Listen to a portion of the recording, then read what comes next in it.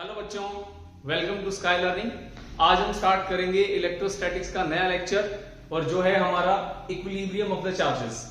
इस टॉपिक के अंदर हमें क्या करना है, जो आपने प्रीवियस टॉपिक्स के अंदर पढ़ा कि फोर्सेस जो होते हैं चार्जेस के बीच में लगते हैं कि जैसे मान लो एक Q1 है एक Q2 है, इसके बीच में जो फोर्स लगता है वो होता है K Q1 Q2 by R square. ये फोर्स होता है हमारा, हमने ये फॉर्मूला पढ़ा था कूलम्स लॉ। आज हमें क्या करना है, अगर इन दोनों के बीच में कोई थर्ड चार्ज आ जाए, मान लो Q3, तो इस सिस्टम के ऊपर क्या इंपैक्ट रहता है। क्लियर है? तो एक थर्ड चार्ज के आने से इन दोनों के ऊपर क्या इफेक्ट पड़ता है, ये कब इक्विलिब्रियम में होता है और कब नहीं होता, ये चीज हमें डिस्कस करनी है। तो सबसे पहले हम इसके अंदर एक केस लेते हैं कि दो चार्जेस हैं हमारे पास। केस नंबर 1, दो चार्जेस हैं, एक Q1 है एक Q2 है। इन दोनों के बीच में सेपरेशन है, मान लो D सेपरेशन है। इसके बीच में हमने क्या करा, एक Q चार्ज रख दिया, माइनस का Q रखा, ये प्लस है और ये भी प्लस है। ये इसको क्या करेगा, ये इसको अट्रैक्ट करेगा अपनी तरफ, ये नेगेटिव है ये पॉजिटिव है, इसकी तरफ अट्रैक्ट होगा, ये इसको अपनी तरफ अट्रैक्ट करेगा। ठीक है, जो ज्यादा स्ट्रॉन्ग होगा वो उसको अपनी तरफ अट्रैक्ट करके ले जाएगा। ठीक है, क्योंकि positive negative they attract each other. अब हमें करना क्या है इसके अंदर, हमें यहाँ पे वो डिस्टेंस निकालना है जहां पे ये स्टेबल हो जाएगा सिस्टम। अब मान लो ये इसको अपनी तरफ अट्रैक्ट कर रहा है, ठीक है, तो मान लो इसका यहां से वो डिस्टेंस x हो जाता है। फॉर एग्जाम्पल यहां से वो डिस्टेंस इसका x हो जाता है, तो इसका डिस्टेंस यहां से कितना हो जाएगा, ये वाला d माइनस एक्स हो जाएगा, d माइनस एक्स हो गया। अब हमें क्या करना है, इक्विलिब्रियम ऑफ द चार्जेस का मतलब क्या होता है, जो नेट फोर्स होता है, नेट फोर्स वो जीरो होता है। ठीक है, ये लॉस ऑफ मोशन में हमने सीखा था, जैसे कंकरेंट फोर्सेस लगते हैं तो नेट फोर्स का जो वैल्यू रहता है वो जीरो रहता है। अब यहां पे हमें क्या करना है, सबकी डायरेक्शन बना लेनी है, positive positive they repel each other. जैसे ये पॉजिटिव पॉजिटिव, अब ये इसको क्या करेगा, इधर रिपेल करेगा, ये इसको इधर रिपेल करेगा। ठीक है, तो ये रिपेल कर रहा है, फोर्स किस पे लग रहा है, 2 पे लग रहा है। किसकी वजह से लग रहा है, 1 की वजह से लग रहा है, यहां 1 लिख दो। यहां क्या लग रहा है, फोर्स 1 पे लग रहा है, किसकी वजह से लग रहा है, 2 की वजह से, 1 2 हो गया। अब देखो यहां पे एक फोर्स लग रहा है ना, एक यहां पे भी तो लगना चाहिए, तो ये क्या करेगा, इसको अपनी तरफ अट्रैक्ट करेगा इधर। इसका नाम क्या है, नंबर 3। तो फोर्स ऑन 1 ड्यू टू 3, ये इसको भी अपनी तरफ अट्रैक्ट करेगा, फोर्स ऑन 2 ड्यू टू 3। अब देखो यहां पे अगर मैं इसका फ्री बॉडी डायग्राम टाइप बनाऊं FBD, तो यहां पे Q2 लिख दो, ये इधर, force on 2 due to 1, force on 2 due to 3। इसको भी यहां में बना लो, माइनस का Q है, इसके इधर फोर्स लग रहा है, यहां पे कौन लगा रहा है, इसको वो 2 नंबर वाला उसको अपनी तरफ खींच रहे हैं। ठीक है, तो यहां क्या लग रहा है, फोर्स ऑन 3 ड्यू टू 2, ये इसको अपनी तरफ अट्रैक्ट करेगा, फोर्स ऑन 3 ड्यू टू 1। फिर ये बना लो इसको Q1, ये एक इसकी वजह से फोर्स लगेगा इसके बाहर की तरफ, इधर फोर्स ऑन 1 ड्यू टू 2। अब 3 नंबर वाला इसको अपनी तरफ खींच रहा है क्योंकि नेगेटिव है, फोर्स ऑन 1 ड्यू टू 3। ये आपके पास 3 तरह के इक्वेशन बनेंगे यहां पे। ठीक है, देखो ये इसके बराबर होगा क्योंकि क्या है, नेट फोर्स जीरो होगा, कहीं तो स्टेबल होगा ये जाकर के, ये इसके बराबर होगा, ये इसके बराबर होगा। 3 इक्वेशन बनाएंगे, उन तीनों से हमें वो पोजीशन निकालनी है जहां पे जाकर के इनका नेट फोर्स जीरो हो जाता है, मतलब ये क्या हो जाता है, इक्विलिब्रियम के अंदर चला जाता है। ठीक है, अब देखो फोर्स 1 2 का मतलब क्या होता है, फोर्स 1 2 K Q1 Q2, क्योंकि इस पे किसका लग रहा है, इन दोनों का लग रहा है ना, Q1 Q2 डिवाइड बाय इसमें और इसमें डिस्टेंस कितना है, D का स्क्वायर हो गया, इक्वल टू F13 क्या है, 1 और 3 के बीच में K Q1 Q divide bye 1 और 3 के बीच में गैप कितना है, x है, x का स्क्वायर हो गया।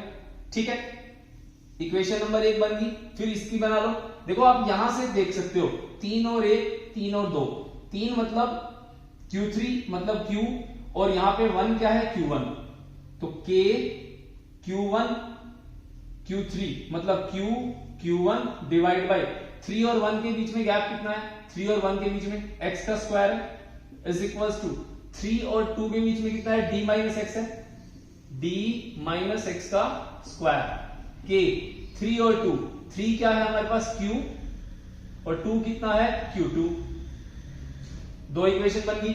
थर्ड इक्वेशन हमारी किसमें है, 2 और 3 के बीच में और 2 और 1 के बीच में, 2 और 3 k 2 कितना है Q2 और 3 कितना है Q डिवाइड बाय 2 और 3 के बीच में गैप कितना है, 2 और 3 के बीच में d माइनस एक्स का स्क्वायर,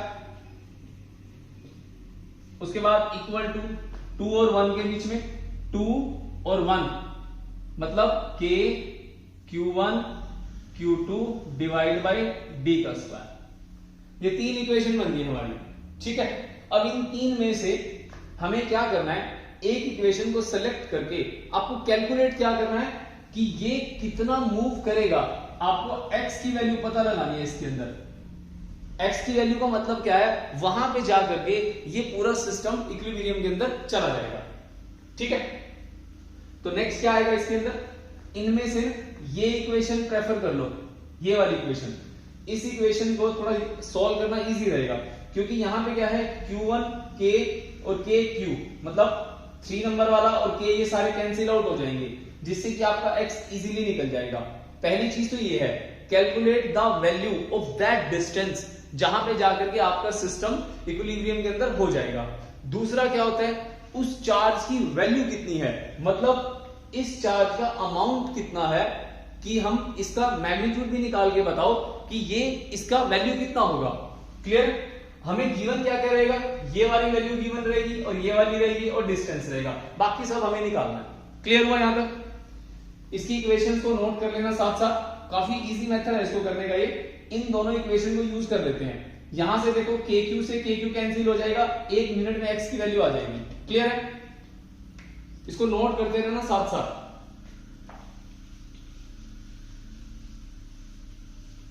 तो अब हम इसको यूज करेंगे, इस इक्वेशन को k q q1 divide by x square equal to k q q2 divide by d minus x का स्क्वायर।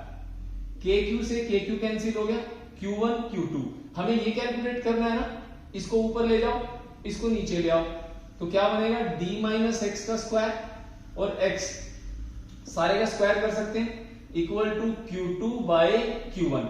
क्लियर हुआ यहां तक, Q2 बाय Q1। अब यहां से आप इसका क्या करोगे, square root on both side कर दो, इससे ये कैंसिल हो गया, ठीक है। तो बचेगा क्या हमारे पास, d minus x by x और Q2 बाय Q1। अब इस इक्वेशन को रब कर देते हैं, तो बचा क्या हमारे पास,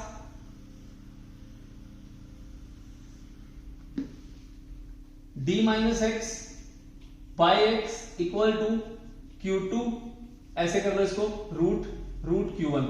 इसको अलग कर सकते हैं, d by x minus x by x is equal to root Q2 by Q1 और x से x कैंसिल हो गया, यहां 1 बचेगा, इस 1 को हम उधर ले जाते हैं, प्लस हो जाएगा d by x is equal to root Q2 by root Q1 plus 1। यहां से x की वैल्यू कितनी आ जाएगी, क्रॉस मल्टीप्लाई करोगे, इसको सॉल्व कर लो, यहां Q1 हो जाएगा। तो अगर हम इसको सॉल्व करते हैं तो यहां पे ये पूरा एलसीएम लेकर के प्लस रूट Q1 हो जाएगा ना। अब इसका क्रॉस मल्टीप्लाई करोगे, x की वैल्यू कितनी आ जाएगी, ये ऊपर आ जाएगा, ये उधर चला जाएगा, तो रूट Q1 और divide by root Q2 plus root Q1 into में क्या हो जाएगा, d। ये आपका आंसर आ गया।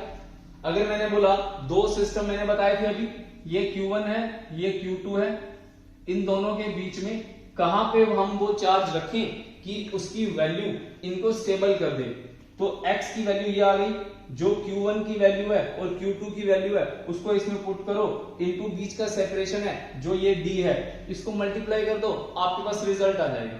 कोई भी वैल्यू ले लो इसके अंदर, इसको 2 ले लो, इसको 4 ले लो, ठीक है, 2 ले लो 4 ले लो और बीच में डिस्टेंस है इसको 5 सेंटीमीटर मान लो, तो √2/√5 प्लस √2, ये आपका आंसर आ जाएगा सॉल्व करके। क्लियर है? तो ये फॉर्मूला आपको ध्यान रखना है।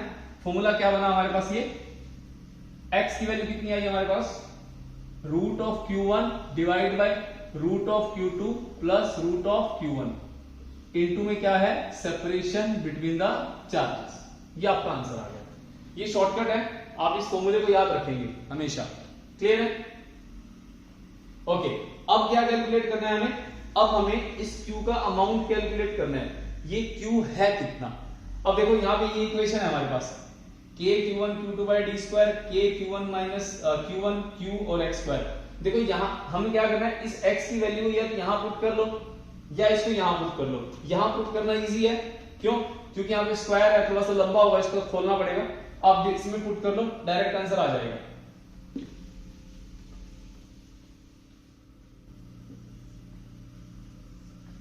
फाइंड Q, मतलब magnitude of the Q। Equation ले लो ये वाली, K Q1 Q2 divide by d square is equals to K Q1 Q divide by x square. K Q1 Q2, अब यहां से Q1 से Q1 कट गया, K से K कट गया, Q2 by d square is equals to Q by x की value कितनी है, x की वैल्यू यानी √Q1 divide by Q2 plus Q1 into d सारे का स्क्वायर हो गया। ठीक है, हमें Q निकालना है ना, ये सारी की सारी टर्म ऊपर चली जाएगी, कितना हो जाएगा Q2, फिर ये सारी टर्म ऊपर लिख लो, अपॉन में d स्क्वायर हो गया, और यहां क्या बचेगा आपके पास, Q1 divide by Q2 plus Q1, और ये d का स्क्वायर हो जाएगा, इस सारे का स्क्वायर कर दो, क्योंकि देखो इसका स्क्वायर है, इसका स्क्वायर, इसका स्क्वायर, इसका स्क्वायर, तो d का square is equals to small q, d square से d स्क्वायर कैंसिल हो गया, ये बचा हुआ आपके पास आंसर आ गया। क्लियर है? तो जनरली क्या होता है, शॉर्टकट में हम ये फॉर्मूलाज यूज करते हैं, √Q1 और divide by √Q2 plus √Q1। अब यहां पे ये जो Q1, ये Q2 जो है ना, ये Q2 अंदर चला जाएगा, ये भी रूट में कन्वर्ट हो जाएगा ना। देखो Q2 रूट बन गया, ये अंदर जाएगा ना, क्योंकि स्क्वायर है, रूट में जाएगा, √Q1 divide by √Q2 plus √Q1, और सारे का स्क्वायर हो जाएगा, is equals to Q। Find the value of Q, find the value of the distance where this Q must be placed, that x। ये question बहुत important है, बहुत बार पूछा गया है। क्लियर है? तो इसमें क्या था, हमारे पास दो चार्जेस थे, उनके बीच में कहां पे रखा जाए। क्लियर है? अब दो चार्जेस के बीच में रखा गया, और ये कौन से थे, ये दो चार्जेस सेम पोलैरिटी के थे, plus Q1 plus Q2। Centre में कुछ भी रख दिया आपने, कोई भी चार्ज रख दिया। अब प्लस भी रख सकते हो, माइनस भी रख सकते हो। अब आता है एक इसके अंदर, एक प्लस हो और एक माइनस हो, तब क्या करेंगे उस केस के अंदर, एक प्लस और एक माइनस, मतलब डिसिमिलर चार्जेस। तो डिसिमिलर चार्जेस के अंदर मैं आपको बता देता हूं, उसकी इक्वेशन बनानी सिखा देता हूं, उसके बाद सेम तरीके से इसको सॉल्व करना है। बाकी सारा सेम रहेगा, यहां माइनस आ जाएगा, यहां माइनस आ जाएगा, बाकी सारा सेम रहेगा, कोई फर्क नहीं रहेगा उसके अंदर।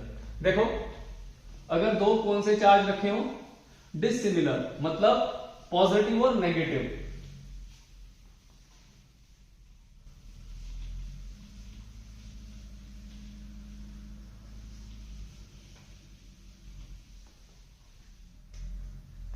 Case number 2, when two dissimilar charges, तो यहां पे मान लो एक हमने रख दिया Q1, एक रख दिया Q2 माइनस का। इस सिचुएशन के अंदर क्या होगा, आप जो थर्ड चार्ज रखोगे वो बाहर रखोगे, यहां पे, यहां रखो या यहां रखो, ये डिपेंड करता है इन दोनों में से छोटा कौन है। क्लियर है? अगर मान लो Q1 लेस देन है Q2 से, तो इसको लेफ्ट में रखोगे। क्लियर हुआ? अगर मान लो Q1 छोटा है Q2 से, तो आप इसको यहां रखोगे, ये Q यहां रख दिया। समझ में आ गया? अगर मान लो Q1 ग्रेटर है Q2 से, तो इसको राइट में रखोगे। तो इसको यहां रखोगे Q1 Q2 डिसिमिलर यहां रखोगे। ऐसा क्यों होता है? क्योंकि देखो जो स्ट्रॉन्ग, जो ये कमजोर है, ये वीक है ना, वीक क्या करेगा, वीक इसको रिपेल करेगा, वीक रिपेल करेगा, फिर ये क्या करेगा, अट्रैक्ट करेगा। ये स्ट्रॉन्ग है ना, ये स्ट्रॉन्ग है, तभी बैलेंस कर पाएगा। अब ऐसा तो नहीं है ना कि इसको मैं यहां रख दूं, जैसे मान लो मैंने इसको यहां रख दिया फॉर एग्जांपल, ये वीक है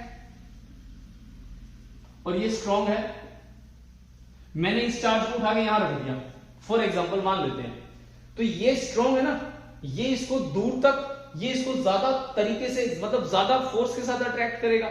ये क्या है, कमजोर है, इसका फील्ड इतनी दूर तक पहुंच ही नहीं पाएगा ढंग से, मतलब इसके ऊपर एक्ट ही नहीं कर पाएगा, तो स्टेबल कैसे होगा ये? क्लियर हुआ? तो कहां जाएगा ये, वीक की तरफ आपका स्टेबल पॉइंट आएगा, और यहां पे वीक की तरफ, जो वीक होगा उसकी तरफ रख देना इसको। क्लियर है? अब यहां से इसका डिस्टेंस कितना हो जाएगा, ये x हो गया, और इनके बीच में डिस्टेंस कितना है, ये d है, तो ये डिस्टेंस कितना हो जाएगा, d प्लस x। अब फिर वही दोबारा, ये इसको क्या करेगा, रिपेल करेगा, ये इसको रिपेल कर रहा है इधर, और ये क्या करेगा, इसको अपनी तरफ अट्रैक्ट करेगा। क्लियर हुआ? ये इसको रिपेल करेगा और ये इसको अपनी तरफ अट्रैक्ट करेगा। अब ये स्टेबल हो गया, ये एक दूसरे को क्या कर रहे हैं, ये इसको रिपेल कर रहे हैं और ये इसको क्या करेगा, अट्रैक्ट करेगा। अब यहां से सेम वही इक्वेशंस बना लेंगे हम लोग तीनों, उन तीनों इक्वेशंस को बना करके हमारे पास रिजल्ट क्या आएगा इसके अंदर, x is equals to root of Q2 divide by root of Q2 plus root of Q1 into में बीच का डिस्टेंस आ गया। क्लियर है? उसके बाद हमने क्या कहा था, ये पिछले वाले का था, इसमें बदलेगा क्या, माइनस का साइन बदल जाएगा। जो भी आपने रिजल्ट पढ़ा था पीछे, उसमें सिर्फ माइनस का साइन आ जाएगा, बाकी सारा सेम रहेगा। और Q की वैल्यू कितनी आएगी हमारे पास यहाँ पे, root of Q1 root of Q2 divide by root of Q2 minus root of Q1 का स्क्वायर। ये आंसर आएंगे हमारे पास इस केस के लिए। समझ में आ गया?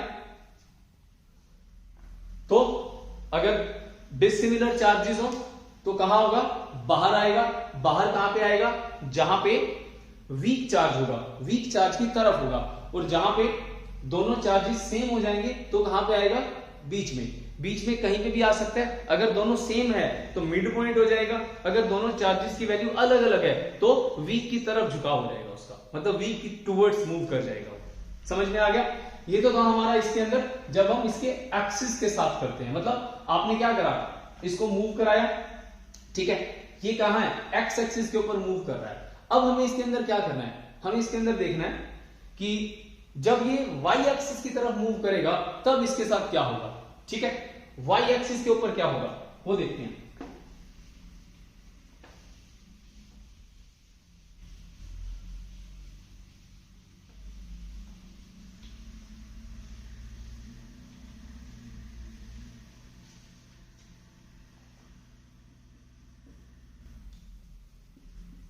केस नंबर 3, हमारे पास एक चार्ज है प्लस का Q, दूसरा चार्ज है प्लस का Q, दोनों सेम है, और दोनों के बीच में क्या करा हमने, एक डिस्टेंस ले लिया।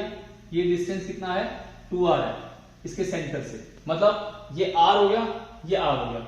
हमने क्या करा, इसके मिड पॉइंट पे एक प्लस का चार्ज रख दिया, प्लस का Q।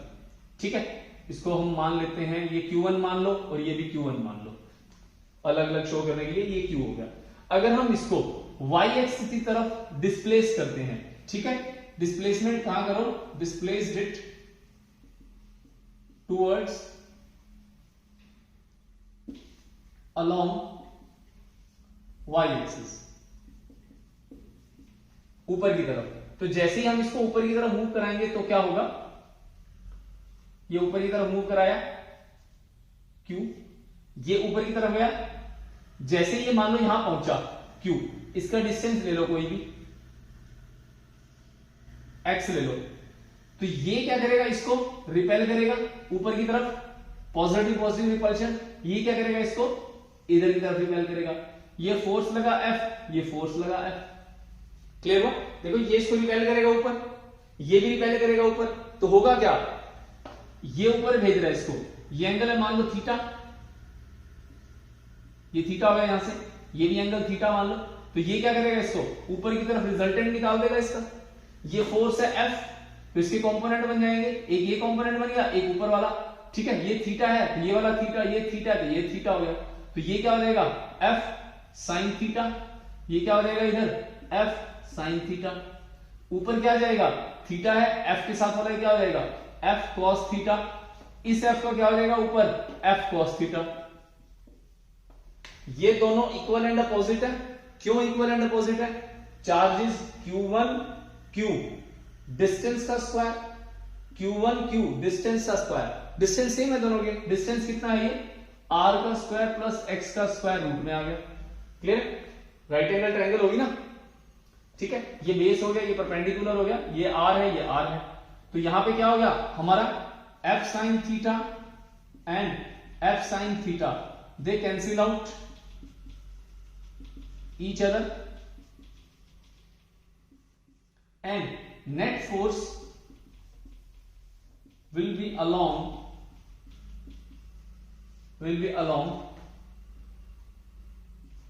f cos theta, along to the f cos theta। तो कितना फोर्स हो गया net force, F net is equals to 2f cos theta। Clear है, 2f cos theta बाहर की तरफ चला जाएगा ऊपर की तरफ, तो यहां से F की वैल्यू कितनी आ गई, F निकालना हो तो F is equals to K Q1 Q divide by distance कितना है R का स्क्वायर प्लस X का स्क्वायर रूट सारे का स्क्वायर, कितना हो गया K Q Q1 divide by R का स्क्वायर प्लस X का स्क्वायर, राइट। ये हमारे पास है cos थीटा, क्या हो गया cos theta, base by hypotenuse, ये क्या है हमारे पास बेस x, हाइपोटेन्यूज कितना हमारे पास r का स्क्वायर प्लस x का स्क्वायर, तो नेट फोर्स कितना हो गया हमारा F net is equals to 2 K Q Q1 divide by r का स्क्वायर प्लस x का स्क्वायर, ये साथ में मल्टीप्लाई होगा ना, cos थीटा है ये मल्टीप्लाई होगा, तो यहां पे क्या है पावर 1 है, ये कितनी है पावर 1/2 होता है ना, इसको हम 1/2 लिख सकते हैं, तो कितना आ जाएगा x इसकी पावर 3/2। ये नेट फोर्स एक्ट होगा इसकी तरफ ऊपर की तरफ, समझ में आया।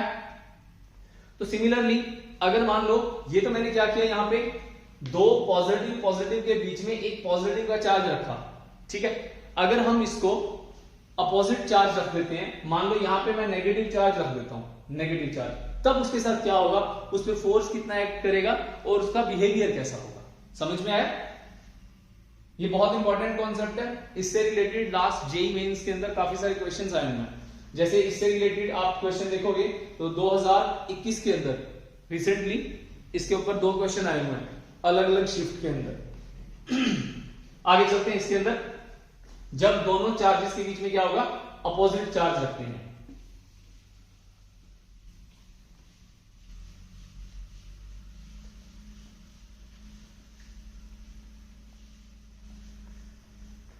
नेक्स्ट केस रहेगा इसके अंदर,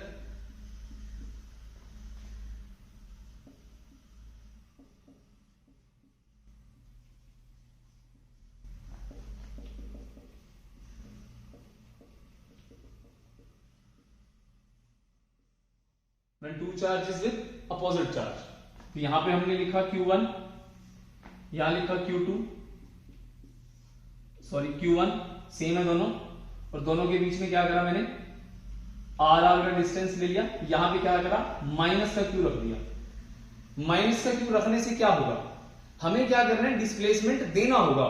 डिस्प्लेसमेंट देने से होता क्या है, मतलब मैं इसको पुश करूंगा, मैंने इसको पुश करा ऊपर की तरफ, पिछले वाले में भी ऐसे ही करना था, ऐसा नहीं है वो अपने आप जाएगा, नहीं आपको उसको पुश करना है। पुश करने के बाद क्या होता है, देखो इसको पुश करा, ये ऊपर की तरफ चला गया, मान लो इसको ऐसे धक्का मारा ऊपर गया, यहां आ गया,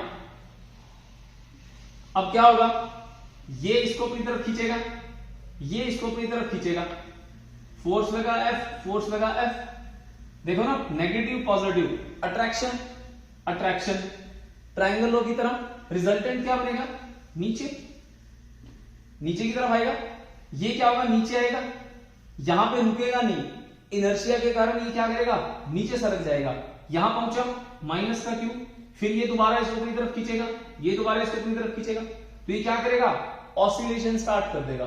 अब इस ऑसिलेशन के ऊपर कुछ भी पूछ सकते हैं, ठीक है। पहले तो निकालना हमारे को नेट फोर्स क्या होगा, उस नेट फोर्स के बाद क्या करना होता है, इसको कंपैरिजन करना होता है। ऑसिलेशंस के अंदर आपसे कुछ भी पूछ सकता है, आपको बोलेगा इसका टाइम पीरियड बताओ कितना होगा। ऑसिलेशन का मतलब क्या होता है, इसकी मीन पोजीशन है, इससे ऊपर गया, नीचे आया, फिर नीचे गया, फिर ऊपर गया। तो ऑसिलेशन का मतलब क्या होता है, एक ऐसा मोशन जो अपनी मीन पोजीशन की to and fro, up and down, या कुछ भी बैक एंड फोर्थ, कुछ भी हो सकता है, कोई मर्जी वर्ड लगा लो।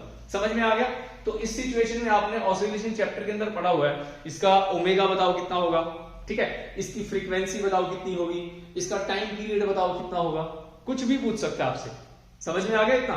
तो यहां पे फिर दोबारा वही जो पीछे वाले में करना था, इसने फोर्स लगाया, ठीक है, तो यहां पे थीटा बना लो, ये थीटा हो गया इसका, तो थीटा हो गया, ये एफ है, तो ये क्या हो जाएगा, एफ कॉस थीटा, ये इधर गया, ये क्या हो गया, एफ साइन थीटा। सिमिलरली इसका कंपोनेंट भी नीचे आएगा, एफ कॉस थीटा, और ये क्या हो जाएगा, एफ साइन थीटा। फिर वही पुरानी बात, ये आर है, ये एक्स है, मान लो एक्स है, तो ये क्या हो जाएगा, हाइपोटेनस कितना हो जाएगा, ये आर का स्क्वायर प्लस एक्स का स्क्वायर रूट हो जाएगा। तो फिर दोबारा वही F sine theta they cancel out each other and net force will be act towards the 2f cos theta. Clear हो गया। तो एफ नेट कितना हो गया हमारे पास, F net 2f cos theta. यहां पे क्या हो रहा है, ऑसिलेशन, ऑसिलेशन बहुत इंपॉर्टेंट है, ये बहुत इंपॉर्टेंट कंसेप्ट है ये। दूसरी चीज ऑसिलेशन के अंदर क्या होता है, देखो एफ नेट निकाल लिया, मैं क्वेश्चन यहां तक खत्म हो जाता है। एफ की वैल्यू आप निकाल चुके हो पहले, क्या था एफ, के Q1 Q divide by distance का स्क्वायर, r का स्क्वायर प्लस x का स्क्वायर, रूट का स्क्वायर करोगे आपके पास क्या बचेगा, के Q1 Q divide by r का स्क्वायर प्लस x का स्क्वायर, ये कैंसिल हो गया इससे, ये आपके पास f आ गया। cos थीटा क्या होता है, वही बेस बाय हाइपोटेनस, तो फिर दोबारा इसकी पावर कितनी हो जाएगी, 3/2, तो क्या हो जाएगा, F net is equals to K Q1 Q divide by r का स्क्वायर प्लस x का स्क्वायर पावर 3/2 इंटू x हो गया। बेस बाय हाइपोटेनस होता है ना cos थीटा, ये p b p h b, base by hypotenuse cos होता है, ये यहां पे लिख दिया। अब यहां तक तो मैंने पीछे भी बता दिया था। अब यहां से आगे क्या पूछेगा आपसे, calculate the time period, calculate the frequency angular frequency. अब देखो F net mass into acceleration होता है, एक्सेलरेशन बड़ा ले रहा हूं ऑसिलेशन के अंदर, जैसे ए एम्पलीट्यूड के लिए रहता है, तो मैंने यहां पे एक कैपिटल ए ले लिया, किसके लिए, एक्सेलरेशन के लिए। तो एक्सेलरेशन ऑसिलेशन में कितना होता है, माइनस का ओमेगा स्क्वायर एक्स हो जाएगा, कई जगह आपने वाई पढ़ा होगा, ठीक है, यहां x है तो यहां पे x ले रहा हूं क्योंकि x आपका मूवमेंट हो रहा है ऊपर नीचे, तो मैंने यहां x ले लिया। एक्सेलरेशन हो गया, फोर्स की वैल्यू कितनी आ गई, माइनस का omega square x into M आ गया। इसको इक्वेशन नंबर 1 मान लो, इक्वेशन नंबर 2 मान लो, 1 2 कंपैरिजन हो गया, फोर्स की वैल्यू ये होती है ऑसिलेशन के अंदर, इसको इसके साथ कंपेयर कर लो, x से x कट जाएगा, जो मर्जी निकाल लो, ओमेगा है ना, ओमेगा से कुछ भी निकाल सकते हो, इसमें मैग्नीट्यूड ले लो, इसका माइनस को छोड़ दोगे, तो यहां क्या आएगा, k 1 is equals to 2 k Q1 Q x divide by r का स्क्वायर x का square 3/2 is equals to omega square x into m। ठीक है, x से x कैंसिल हो गया, बचा गया आपके पास ओमेगा स्क्वायर। ओमेगा मैंने बहुत बार बताया, ओमेगा क्या चीज होती है, 2π/t होता है। अगर ओमेगा आ गया ना, सब कुछ आ गया। ऑसिलेशन के अंदर ओमेगा से रिलेटेड काफी चीजें निकाल सकते हो। 2π/t, t क्या टाइम पीरियड आ गया, 2π/t। अब जैसे मैं यहां पे 2π/t लिखूंगा तो 2π क्या हो जाएगा बाई टी, 4π²/t²। इसको नीचे ले जाओ, या इसका रेसिप्रोकल हो जाएगा टाइम निकालने के लिए, फ्रीक्वेंसी निकालने के लिए। You can calculate anything. देखो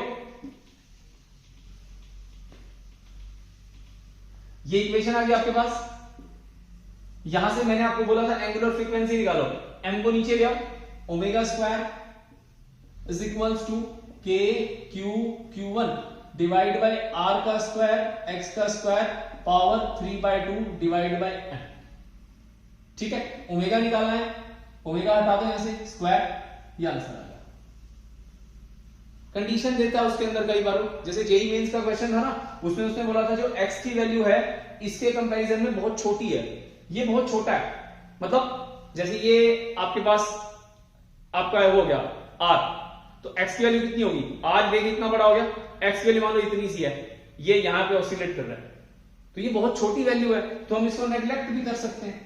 ठीक है, ये नेग्लेक्ट करेंगे तो उसके बाद क्या बनेगा हमारे पास, क्यूब बचेगा ना इसका, इसकी क्यूब के हिसाब से आपका आंसर कितना आ जाएगा, if x is less than r। ये किसमें था, जेईई मेंस के क्वेश्चन में था 2021 के, तो लेस देन है तो ओमेगा कितना आ जाएगा, k q1 divide by r cube, 2 से 2 कट जाएगा इंटू m, ये आंसर आ जाएगा। आई होप समझ में आ गया होगा ये कैसे करना है। तो सबसे पहले क्या करना है, इसके अंदर दो चार्जेस के बीच में जो चार्ज रख रहे हो आप किस नेचर का है उसके हिसाब से उसका डिस्प्लेसमेंट आपने किया, आपने उसको डिस्प्लेस करा, जैसे आपने डिस्प्लेस करा वो कहां गया, ऊपर की तरफ चला गया, ऊपर जाते ही दो चार्जेस उसको अपनी तरफ अट्रैक्ट कर रहे हैं, वो नीचे आएगा and due to inertia you know very well ये क्या करेगा, नाचना स्टार्ट कर देगा, अपनी मेन पोजीशन पे अप एंड डाउन मूव करना स्टार्ट कर देगा। क्लियर है, ओके। इसके बाद इसके अंदर टाइम पीरियड भी कैलकुलेट कर सकते हैं, इसका टाइम पीरियड कैसे कैलकुलेट करते हैं, इसी क्वेश्चन को आगे देख लो, टाइम पीरियड 2π/t होता है ओमेगा, तो कितना आ जाएगा ये, k q1 divide bye r3m का रूट चल रहा है, तो t को ऊपर ले जाओ, कितना बनेगा 2π root r3m bye k q1, t ऊपर आ गया, ये आपका आंसर आ गया। फ्रीक्वेंसी कैलकुलेट करनी हो फ्रीक्वेंसी भी हो जाएगी, जो मर्जी कैलकुलेट कर सकते हो आप इसके अंदर। आई होप समझ में आ गया होगा आपको अच्छे से। ठीक है, साथ साथ इसको नोट करते रहना और इन क्वेश्चंस की प्रैक्टिस कर लेना। क्लियर है, वन मोर थिंग इज, अगर मान लो आप इसकी प्रैक्टिस साथ साथ नहीं करते, जो ये क्वेश्चंस मैं करा रहा हूं एक तरह से क्वेश्चन ही है, अगर आप इसकी प्रैक्टिस नहीं करोगे तो आपको समझ में आना थोड़े दिनों बाद बंद हो जाएगा, क्योंकि बिना प्रैक्टिस के आपको इनके फॉर्मूलाज याद नहीं रहेंगे, इनको सॉल्व करना नहीं आएगा, तो धीरे धीरे क्या होगा, आपकी लैक ऑफ प्रैक्टिस की वजह से कॉन्फिडेंस लूज होने लगेगा। ठीक है, तो आपको क्या करना है, मैं हर लेक्चर में बताता हूं, जितना हो सकता है आपको मैक्सिमम से मैक्सिमम प्रैक्टिस करनी है। ठीक है, कोई भी सिंप्लीफाइड बुक ले सकते हो आप, जैसे फॉर एग्जांपल इसके लिए आप प्रदीप यूज कर सकते हो, एस.एल. अरोड़ा यूज कर सकते हो, कोई भी बुक, मेनली एनसीईआरटी पे फोकस ज्यादा रखना है सीबीएसई के लिए, और जैसे कॉम्पिटिटिव की अगर तैयारी कर रहे हो तो उसके लिए एच.सी. वर्मा जी की बुक भी है, वो भी बहुत अच्छी बुक है, डी.सी. पांडे हो गया, कोई भी बुक आपको जो लगता है, बट एक बुक लेने के बाद आपको उस बुक को पूरा खत्म करना है, पहले उनके सोल्व करने हैं, फिर उनके अनसोल्व एग्जांपल्स करने हैं, जो एक्सरसाइजेस है। समझ में आ गया? Okay, all the very best.